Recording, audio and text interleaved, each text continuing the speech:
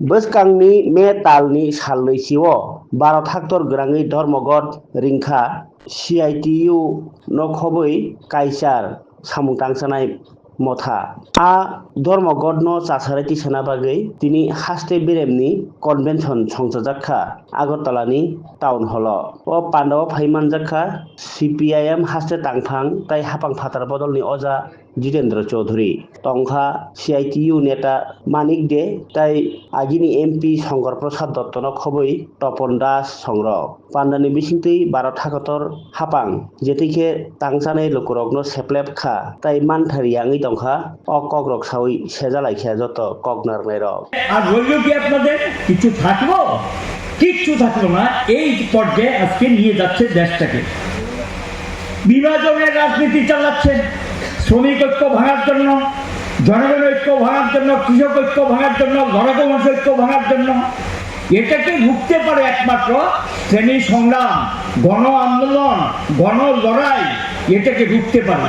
এই দায়িত্ব অর্পিত হয়েছে আজকে দেশের এই বিপজ্জনক অবস্থার মধ্যে।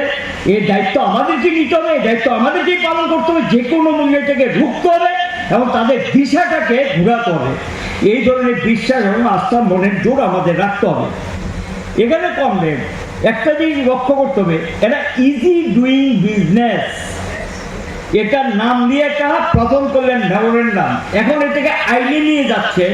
অর্থাৎ হলো কি জনবিশ্বাস আইন। আপনি অফিস কাছারি থেকে সাফার করেন, অফিসে গিয়ে ঘুরতে হয়, এই গেট সেই গেট, এই দরজা সেই দরজা, অমুকের থেকে সমুক, সমুকের থেকে অমুক। তারা বোঝানোর চেষ্টা করছেন এই নতুন আইনের ফলে আর এখন ইজিলি আপনি কাজ করতে পারবেন। এটা ইজি, আমি যেটা ব্যাখ্যা দিলাম এটা ইজি। ইজি মানে কি? লুট করবে, আপনাকে শাসন করবে, আপনার অধিকার কেড়ে নেবে, এটাকে ইজি করে দিয়েছে। বুঝতে পেরেছেন? এবং ইজি ডুইং বিজনেসের নামে দেশটাকে লুট করার জন্য পুঁজিপতিদের, ধনিক বণিকদের এবং কর্পোরেট সেক্টরের জন্য দ্বারটাকে উন্মুক্ত করে দিয়েছে। এটার নাম দিয়েছেন ইজি ডুইং বিজনেস। কোনো ফাইল আটকে রাখা যাবে না। কার ফাইল? আপনার ফাইল না। আপনি 60 বছর পর পেনশনে গিয়েছেন, পেনশন পাচ্ছেন না, এই ফাইল পড়ে থাকবে, এই ফাইল দেবে না। আপনি মজুরি পান না, অভিযোগ করেছেন, এই ফাইল পড়ে থাকবে। কোন ফাইল? যে ফাইল লুটের ফাইল, যে ফাইল দেশটাকে চুরি করে খাওয়ার জন্য, সেই ফাইলগুলোকে অবাধ গতি করে দেওয়ার জন্য ইজি ডুইং বিজনেসের নামে এই মোদী সরকার সমস্ত আইনের তামাদি দিয়ে একেবারে বড় লোকদের ঢুকার সমস্ত রাস্তাগুলো তারা পরিষ্কার করে দিয়েছেন। এই পরিস্থিতি তারা তৈরি করেছেন যাতে অবাধ লুট করে না। এখানে আলোচনা করেছেন অনেকে ওল্ড পেনশন স্কিম। এটা আজকে দীর্ঘ লড়াইয়ের ফসল। এটাকে করেছেন ন্যাশনাল নিউ পেনশন স্কিম। এটার বিরুদ্ধে যখন গোটা কৃষক আত্মহত্যা কমে তো নেই, অন্যদিকে কৃষকদের আত্মহত্যার মাত্রা দিনের পর দিন সেখানে বেড়ে যাচ্ছে। আমাদের দেশে দুর্বল অংশের মানুষ তাদের রক্ষার জন্য যে প্রতিশ্রুতি তারা দিয়েছিলেন সেই প্রতিশ্রুতি তারা রক্ষা করেননি।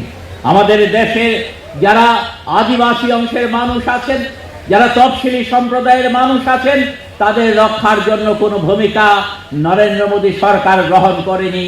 প্রতি বছর পার্লামেন্টে যে বাজেট পেশ হয়, এই বাজেটে লক্ষ্য করা যাচ্ছে যে সেখানে বাজেট বরাদ্দ তফসিলি উপজাতির জন্য, তফসিলি জাতির জন্য প্রতি বছরের বাজেটে বরাদ্দটা কমিয়ে দেওয়া হচ্ছে।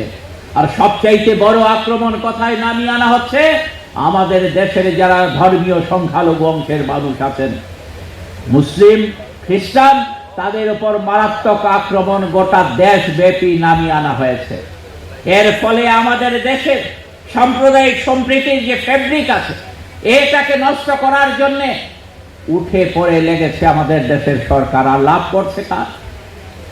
আমাদের দেশের অল্প কয়েকজন মানুষ, আদানি আম্বানিদের মতো মানুষ, তাদের পুঁজিকে পাহাড়ে রূপান্তরিত করতে সাহায্য করছে সরকার।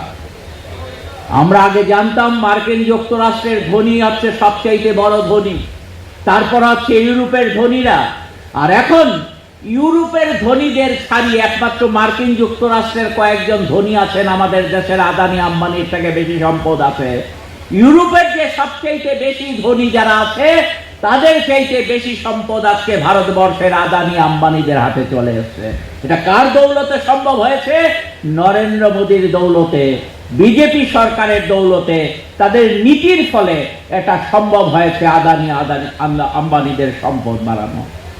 এই অবস্থায় দাঁড়িয়ে ভারতবর্ষে যাতে এই অব্যবস্থার বিরুদ্ধে মানুষ লড়াই করতে না পারেন, সংগ্রাম করতে না পারেন, তার জন্য একটার পর একটা কালো আইন সেখানে নামিয়ে আনার চেষ্টা করা হয়েছে। প্রথমত কৃষকদের উপর 3টি কালো আইন নামিয়ে আনা হয়েছিল। কৃষকরা 1 বছরের উপর সময় ধরে দিল্লির চারিদিকে সেখানে ঘেরাও করে বসেছিলেন। সারা পৃথিবী আন্দোলন নিয়ে মাথা ঘামিয়েছিল, যার ফলে নরেন্দ্র মোদী শেষ পর্যন্ত লজ্জায় পড়ে ঘোষণা দিতে বাধ্য হয়েছিলেন যে 3টি কৃষি আইনকে প্রত্যাহার করার আমি ঘোষণা দিচ্ছি। তার সরকার এই ঘোষণা দিয়েছিল, কিন্তু আবার কি আমরা লক্ষ্য করছি, আবার ঘুরিয়ে